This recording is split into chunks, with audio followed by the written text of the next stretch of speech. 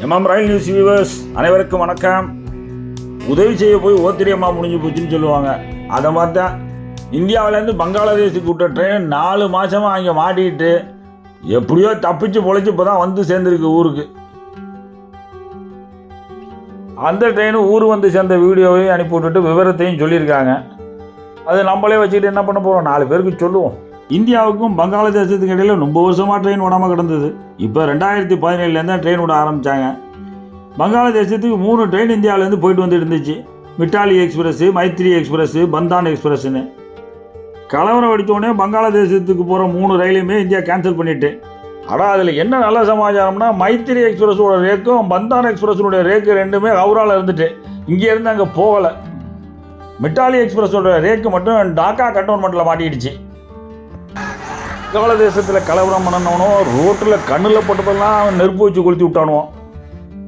நல்ல காலம் railway station பக்கம் அந்த பயிலும் வரல. இல்லைன்னா அந்த மிட்டாலி எக்ஸ்பிரஸ் அப்போயே புகையாக போயிருக்கும். மிட்டாலி எக்ஸ்பிரஸ் ரேக்கு இருக்கா இல்லையா அப்படின்னு தெரியாமையே இந்தியா குழப்பத்தில் இருந்தது. இந்தியாவோட வெளியுறவுத்துறை அதிகாரிகள்லாம் போய் பங்களாதேஷில் போய் பேசி பார்த்தாங்க. எங்கள் ட்ரெயின் இருக்குங்க, ஒரு ட்ரெயின், அது இருந்துச்சுன்னா கொஞ்சம் பார்த்து அனுப்பிவிடுங்கன்னு. அப்புறம் அவங்களும் தேடி பார்த்துட்டு சொல்கிறோன்னாங்க. அப்புறம் கடைசியாக டாக்கா கண்டோன்மெண்ட்டில் தான் நிறுத்தி வச்சுருக்குறோம், பத்திரமா இருக்குங்க அப்படின்ட்டு இருக்காங்க. இந்திய ரயில்வே அதிகாரிகளும் போய் பார்த்துருக்காங்க ட்ரெயின் இருக்கா இல்லையான்னு. ஆஹா, ட்ரெயின் இருக்குன்னு ஒன்று அனுப்பி விட்ருங்க அப்படின்னு சொல்லியிருக்காங்க. டாக்கா கண்டோன்மெண்ட்டில் நின்றுட்டு இருந்த மிட்டாலி எக்ஸ்பிரஸ் தாங்க, ஃபுல்லி ஏசி ட்ரெயின், ரொம்ப அழகாக இருக்கும். பங்களாதேஷ் அதிகாரிகள் சிலாகாட்டி பார்டர் வழியாக வந்து ஹல்டிபாரி ஸ்டேஷனில் கொண்டாந்து கொடுத்துட்றோம் நாங்கள், அதுக்கப்புறம் நீங்கள் எடுத்துகிட்டு போயிடுங்கன்னு சொல்லிட்டாங்க. டாக்கா கண்டோன்மெண்ட்டு பிளாட்ஃபார்மில் நிறுத்தாமல் கொஞ்சம் தள்ளி நிறுத்தியிருக்காங்க. அதனால் ஒருத்தங்க கண்ணிலையும் படாமல் இருந்திருக்கு. எவ்வளோ அழகான ட்ரெயின் பாருங்கள். இந்த மிட்டாலி எக்ஸ்பிரஸ்ஸு டாக்காவுக்கும் சிலிகுரிக்கும் இடையில் ஓடிட்டு இருந்தது. இந்த ட்ரெயினில் ட்ராவல் பண்ணோம்னா பாஸ்போர்ட்டு விசாலாம் வேணும், இல்லைன்னா போக முடியாது. இந்த ட்ரெயினுக்கு டிக்கெட் வந்து டாக்கா ஹமால்பூரில் கிடைக்கும். இங்கேருந்து போகிறதா இருந்தால் நியூ ஜல்பாய்குரியில் கிடைக்கும். வேறு எங்கேயும் இதை வாங்க முடியாது, நேரடியாக தான் போய் வாங்கணும். ஆன்லைனில் டிக்கெட் போட்டாலும் விசா பாஸ்போர்ட் காமிச்சு கன்ஃபார்ம் பண்ணணும் ஏறுறதுக்கு முன்னாடி. டாக்காவுக்கும் நியூ ஜல்பாய்குரிக்கும் கிட்டத்தட்ட 500 கிலோமீட்டர் இருக்கும். மிட்டாலி எக்ஸ்பிரஸ் என் ரூட்டில் எந்த ஸ்டேஷன்லையும் நிற்காதுங்க. சுதந்திரம் வாங்கி 50 ஆண்டுகள் ஆயிடுச்சுன்னு பங்களாதேஷ் அரசாங்கம் பொன்விழா கொண்டாடினது 2021 மார்ச் 26 அப்போ தான் இந்த ட்ரெயின் அறிமுகப்படுத்துகிறாங்க. இது பங்களாதேஷோட ரயில்வே ஸ்டேஷன் சைதிப்பூர். இந்த ட்ரெயினை என் ரூட் ஸ்டேஷன்களை நிறுத்த மாட்டாங்க. நிறுத்தினா என்ன பிரச்சனைனா பாஸ்போர்ட் விசா இல்லாமல் யாராவது ஏறிடுவாங்க. இதுவும் பங்களாதேஷில் உள்ள நில்பாமாரி ஸ்டேஷனு. இந்த ஸ்டேஷன்லேயும் மிட்டாலி எக்ஸ்பிரஸ் நிற்காது. இப்போ வந்து வெறும் எம்டி ரேக்காக தான் போயிட்டுருக்கு. ரயில்வே அதிகாரிகள் சில பேர் மட்டும் பர்மிட் பண்ணியிருக்காங்க ட்ராவல் பண்ண. மிட்டாலி எக்ஸ்பிரஸில் மொத்தமே 10 பெட்டிகள் தான். 4 பெட்டிகள் ஃபஸ்ட் ஏசி, 4 பெட்டி சேர்க்காரு, 2 வந்து எண்டான் ஜென்ரேஷன் கார்டு பெட்டிகள். நியூ ஜல்பாய்குரியிலேருந்து டாக்கா போகிற மிட்டாலி எக்ஸ்பிரஸோட ட்ரெயின் நம்பரு 13132.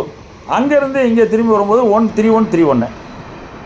இந்த நாட்டுக்கு சுதந்திரத்தையும் வாங்கி கொடுத்து விட்டு இவனு பொன்னுலா கொண்டாடுறதுக்கு ஒரு ட்ரெயினையும் விட்டு, அந்த ட்ரெயின் ஐயோ இருக்கா இல்லையான்னு தெரியாமல் திக்குன்னு இந்தியா இருக்குது பாருங்கள். அது தாங்க கொடுமை.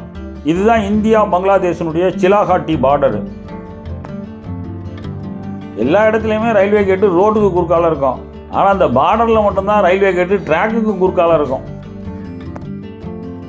2 நாட்டு இராணுவ அதிகாரிகளும் அனுமதி கொடுத்த பிறகு தான் அந்த 2 கேட்டும் திறப்பாங்க. அதுக்கு பிறகு தான் அந்த ட்ரெயின் போகணும். பார்டர் ரயில்வே கேட்டுகளை கேஷுவலாலாம் திறக்க மாட்டாங்க. அதுக்கு மிலிட்ரி மார்ச் பாஸ்ட்லாம் பண்ணி அந்த ஸ்டைலில் தான் திறப்பாங்க.